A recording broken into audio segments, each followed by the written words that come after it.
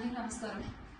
గత కొన్ని రోజులుగా ప్రశ్నించే వారిపై పెడుతున్నటువంటి కేసులు, చేస్తున్న అక్రమ అరెస్టులు మనం చూస్తూనే ఉన్నాము. ఈరోజు నేను కేవీఆర్ అన్న కుటుంబ సభ్యుల్ని కలవడానికి రావడం జరిగింది.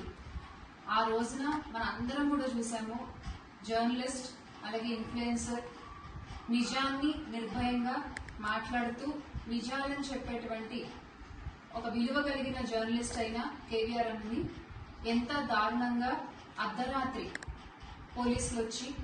ఏపీ పోలీసులు వచ్చి ఈడ్చుకెళ్తూ అడ్డుకున్న కుటుంబ సభ్యుల్ని పక్కకి తోసేసి చిన్న పిల్లలని కూడా చూడకుండా వాళ్ల ముందే వాళ్ళ నాన్నగారిని అతి కిరాతకంగా లాక్కెళ్తూ అరెస్ట్ చేసినటువంటి ఒక వైనాన్ని రాష్ట్ర ప్రజలు అందరూ కూడా చూశారు. అయితే ఈ రోజున రాష్ట్రంలో ఎన్నో సమస్యలు ఉన్నాయి. ఆడపిల్లలపై జరిగేటువంటి అత్యాచారాలు కావచ్చు, వేటకని వెళ్లి గల్లంత అయిపోయిన మత్స్యకారులు కావచ్చు, ప్రభుత్వ ఆస్తుల్ని ప్రైవేటీకరణ చేయడం కావచ్చు, పరీక్షల్లో జరిగిన అన్యాయాలు కావచ్చు, ఇలా రైతులకి జరుగుతున్నటువంటి అన్యాయాలు కావచ్చు,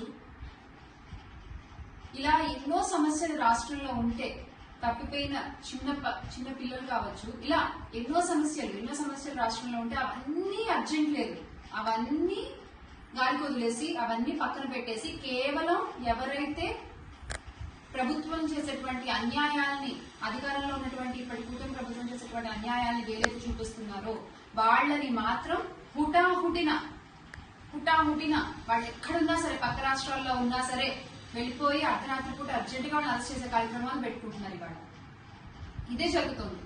గత కొన్ని రోజులుగా ఎవరైతే నిజాలు మాట్లాడుతున్నారో, అది ప్రతిపక్షం వాళ్ళైనా, ఇన్ఫ్లుయెన్సర్స్ అయినా, జర్నలిస్టులైనా, నిజాలు మాట్లాడే వాళ్లపై దాడులు, అన్యాయంగా అక్రమంగా కేసులు, అరెస్టులు ఇది జరుగుతోంది.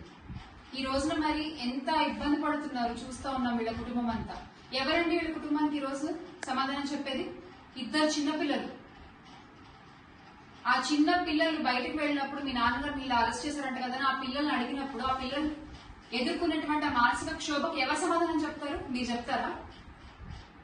అన్యాయంగా లాక్కెళ్ళిపోయారే, అన్యాయంగా అరెస్ట్ చేశారే, సరైన కారణం చెప్పకుండా పైగా అక్క మీద కూడా కేసులు పెడుతున్నారు. ఏమని పెడుతున్నారు? ఆ రోజంట కేవీఆర్ అన్నని అరెస్ట్ చేయడానికి వచ్చినప్పుడట అడ్డుకున్నారట, సరిగ్గా సహకరించలేదట పోలీసులకి, అందుకని ఇప్పుడు ఈవిడ మీద కూడా కేసు పెడుతున్నారు. ఎంత అన్యాయం అండి ఇది! అరే, ఒక భర్తని అర్ధరాత్రి చెప్పా చేయకుండా, ముందస్తు ఇన్ఫర్మేషన్ లేకుండా అరెస్ట్ చేయడానికి వచ్చేస్తే ఎటువంటి భార్య అయినా సరే రెడ్ కార్పెట్ వేసి ఆహ్వానిస్తారా అండి? మీకు కనీసం ఏమైందండి, ఎందుకు తీసుకెళ్తున్నారో అని నోరు తెచ్చి అడగరా? కారణం కనుక్కోరా? అది మన ప్రజాస్వామ్యంలో ఉన్న హక్కు కదా. ఎందుకు అరెస్ట్ చేస్తున్నారు, ఎక్కడికి తీసుకెళ్తున్నారు, ఏ కారణం మీద అరెస్ట్ చేస్తున్నారు అని నిజాలు మాట్లాడుకోవద్దు, తెలుసుకోవద్దా? మీ ఇష్టానికి మీరు పోలీసులు వచ్చేసి తీసుకెళ్లిపోతామంటే అలా అడిగినందుకు ఇప్పుడు ఈవిడ మీద కూడా కేసు పెట్టే ప్రయత్నాలు చేస్తున్నారు. ఒక్క మహిళ ఇవన్నీ ఎదుర్కొంటూ పోరాడుతూ ఉంది. మరి ఈ రోజు ఇటువంటి పరిస్థితులు చూస్తే జగన్మోహన్ రెడ్డి గారు కూడా హే రామ్ సేవ్ ఆంధ్రప్రదేశ్ అంటూ ట్వీట్ చేసేటువంటి పరిస్థితి వచ్చింది. ఎవరికి చెప్పుకోవాలో అర్థం కాక దేవుడిని మొరబెట్టుకుంటున్నారు. ఏంటి వ్యవస్థలు? జర్నలిజం అనేది 4th ఎస్టేట్ గా ఉంది, కానీ ఈ రోజున అదే జర్నలిజం పర్సనల్ ఎసెట్ అయిపోయింది కొంతమందికి. ఆ పర్సనల్ ఎసెట్ గా ఉండి ఆ జర్నలిజం చేసే వాళ్ళందరికీనేమో పలకి మోతలు, అలా కాకుండా మీరు చేసే తప్పులు ఎత్తి చూపించే వాళ్ళకందరికేమో అరెస్ట్. ఇది ఈ రోజున రాష్ట్రంలో జరుగుతుంది.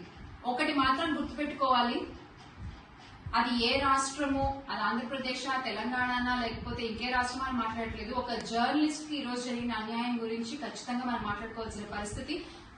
ఎవరైతే అధికారంలో ఉన్నారో వాళ్ళందరూ కూడా గుర్తుపెట్టుకోవాలి, ఒక జర్నలిస్ట్ అక్షరానికి మీ అధికారానికి, ఒక జర్నలిస్ట్ కళానికి మీ బలానికి, ఒక జర్నలిస్ట్ గుండె ధైర్యానికి మీ డబ్బుకి మధ్య ఒక యుద్ధం అనేది మొదలైంది.